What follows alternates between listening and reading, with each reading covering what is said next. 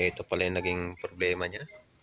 Maliit lang na isang resistor, kaya wala siyang display.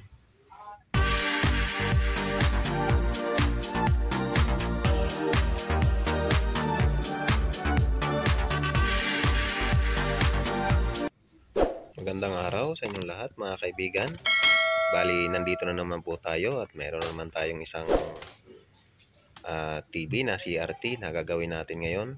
Bali, Sony na Trinitron yung ano nito, yung model nito, 21 inches. So ayan. Bali, pag sinaksak natin ganyan, may makikita mong nag-ano siya, nag-oscillate siya, pero wala siyang display. Pero may power naman siya. So ayan, kahit gaano mo siya katagalin na antayin, pagkatapos ng blinking niya, wala pa rin siyang display. Dapat kapag nag-on siya, tapos natapos na yung pagbiblink niya, dapat may display na yan. So ayan. So ibig sabihin, may problema ito sa loob. So ayan, buksan natin. Tingnan natin kung anong nangyari sa kanya, bakit wala siyang display. So kung titingnan natin, lumang-luma na talaga yung TV na to. So ayan, kitang-kita sa itsura niya. Tapos buksan natin para malaman natin. Napakaraming alikabok sa loob niya. Pinagbahayan ng gagamba. Punong-puno ng alikabok yung board niya. Ayan, napakarami siyang bahay ng gagamba. Pinagbahayan na. Napakarumi ng ano niya, kaya siguro naapektuhan yung display nito dahil sa mga dumi na nandito sa loob ng kanyang board, dito sa loob ng kanyang kaha. Kaya ang gawin natin, linisin muna natin ito bago tayo mag-troubleshoot. Siguraduhin natin malinis yung board para walang sagabal doon sa pagre-repair natin, para mabilis nating malaman kung saan nanggaling yung kanyang problema. So ayan, tanggalin muna natin yung mga connection doon sa kanyang motherboard para mahila natin itong board niya palabas at malinis natin ng maayos. Marami pa ring alikabok yan. So ayan, ang dami mga basura na nakalagay doon sa loob niya, kung ano-ano mga plastic. Tapos yung ano ng alikabok. Tapos ito pa, meron pang color na nakalagay dito, yung ano niya, Crayola. Bakit nagkaroon ng Crayola? Kasi butas yung ano nito, yung pindutan, yung dalawang pindutan wala na yung sa case niya.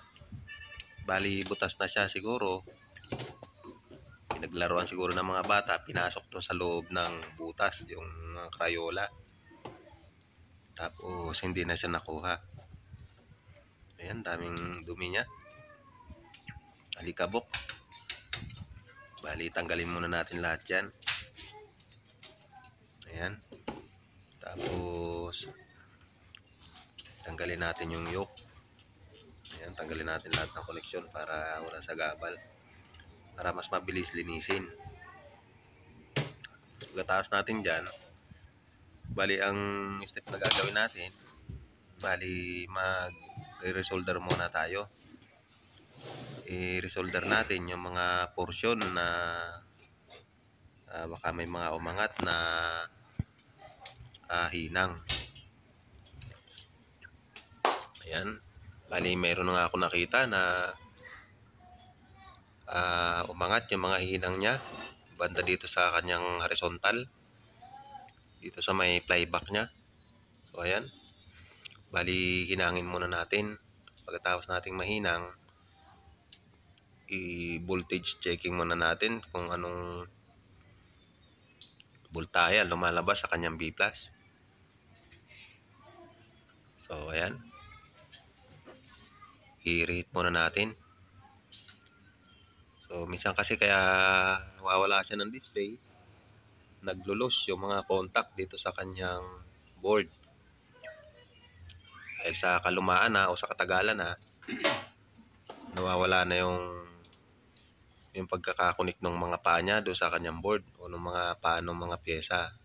Ayan, tingnan natin voltahe ng B+ niya. So, meron siyang 114. Bali, naka-indicate doon sa kanyang board 115. So, pasok pa rin yan doon sa kanyang requirements na ano niya, na voltahe ng B+.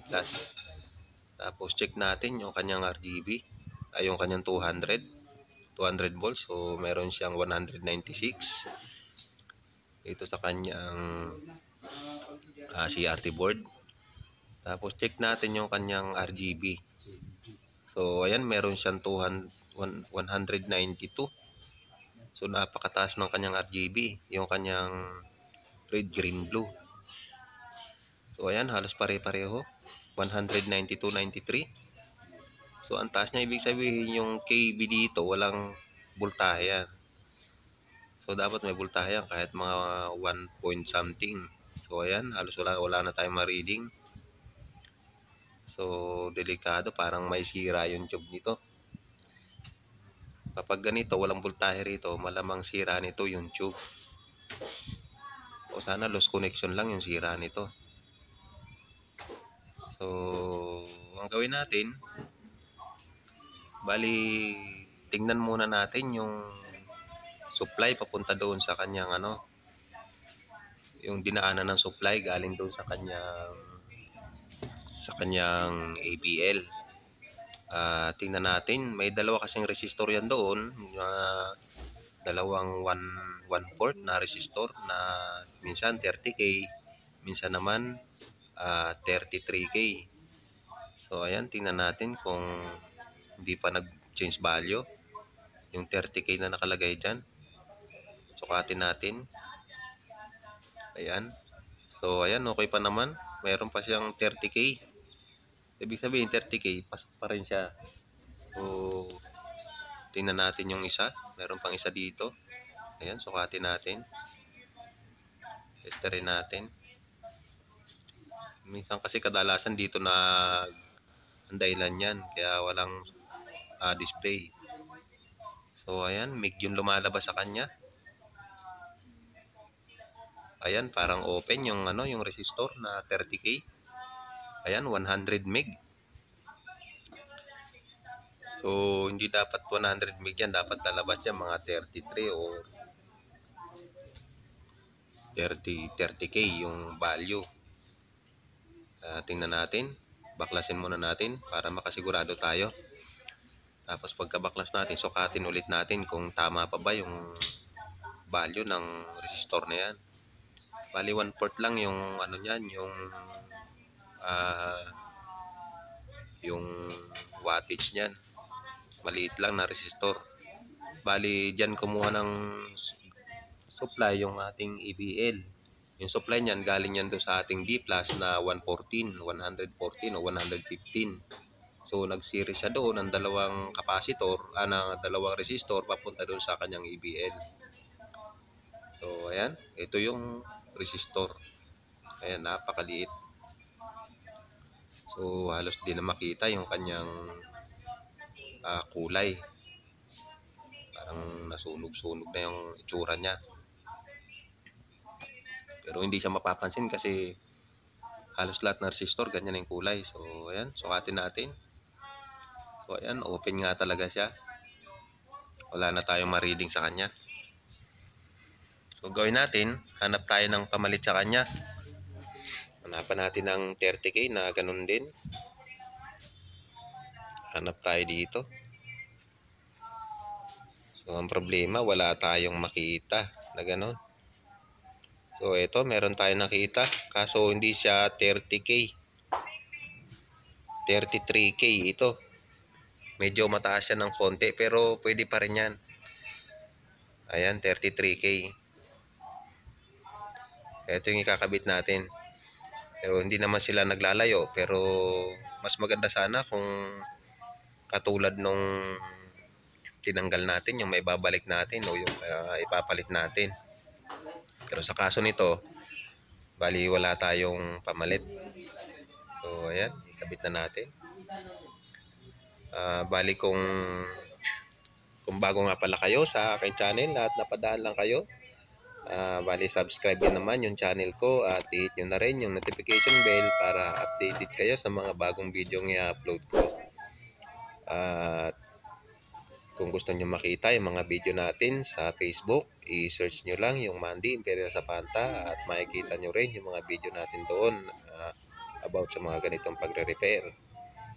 At ganun din dito sa sa YouTube channel, i-search nyo lang yung Mandy Imperial Zapanta at makikita nyo na yung mga video na ina-upload natin sa ating channel.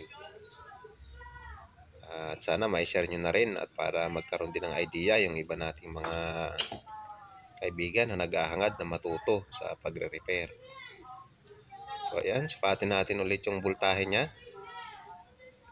Tapos i-plug in natin. Ayan, plug in muna natin. Ayan. Ayan, nag-usulit na siya. Tapos check natin yung voltahe. Check muna natin yung RGB, yung red. Check natin. Ayan, bumaba na siya. 150 na lang siya. Kanina umaabot siya ng halos 200 volts. Tapos yung green, tingnan natin. So ayan, 150. 152. Tapos yung blue, tingnan natin. Natin voltahe. So ayan.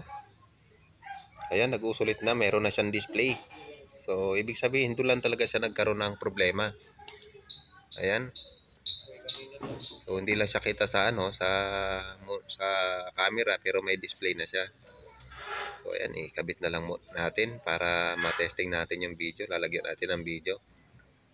Ikabit lang muna natin yung mga connection niya para malagyan natin ng video. Ayan, halitakpan na natin to. Tapos testingin natin, lagyan ng video. So maraming salamat sa inyong panonood mga kaibigan at sa palaging pagsuporta sa channel na ito. At sana'y makatulong ako sa inyo. At kung mayroon kayong mga katanungan, i-comment nyo lang sa baba. At sa abot ng aking mga kaya ay sasagutin ko po kayo. Para naman maibahagi ko sa inyo yung aking konting kaalaman. So ayan, testingin muna natin. Bali, lagyan natin ng video. Kung mano natin sa isang lamesa na maliit. Dito sa isa. So ayan, power on. Tingnan natin. Ayan, may boses na siya.